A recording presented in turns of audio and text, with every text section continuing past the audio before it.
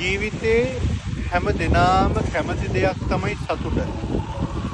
සන්තුට්ටි පරමන්තනං කියලයි ධර්මයේ තුල පැහැදිලි කරලා දීලා තියෙන්නේ.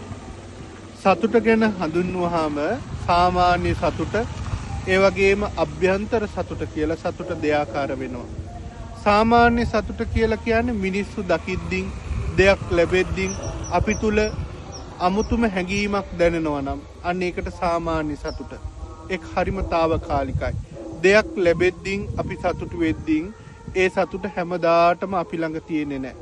කෙනෙක් දකිද්දින් ඒ කෙනාට ආදරයෙන් බැඳෙද්දින් ඒ ආදරය, ඒ බැඳීම අපි තුල හැමදාටම පවතින්නේ නැහැ. ඒවා හරිම తాවකාලිකයි. බුදුදහම තුල පෙන්වලා දීලා තියෙනවා අභ්‍යන්තර සතුට කියලා සතුටක්. ඒ සතුට කවදාකවත් විනාශ කරන්න බෑ. විනාශ වෙන්නේ නැහැ. ඒ සතුට ලබන්නේ හොඳ සිල්වත් ජීවිතයක් ගත කරලා, හොඳ යහපත් ජීවිතයක් ගත කරලා, කෙනෙක් හොඳට ජීවිතයේ යහපත් දිවි පැවතක් ගත කරනවා නම් අන්න ඒක තමයි අභ්‍යන්තර සතුට කියලා කියන්නේ. මිනිස්සු හැම වෙලාවෙම උත්සාහ කරන්න ඕනේ ඒ අභ්‍යන්තර සතුට ළඟා කරගන්න. ඔබත් උත්සාහ කරන්න අභ්‍යන්තර සතුට ජීවිතයට ලං කරගන්න. තෙරුවන් සරණයි.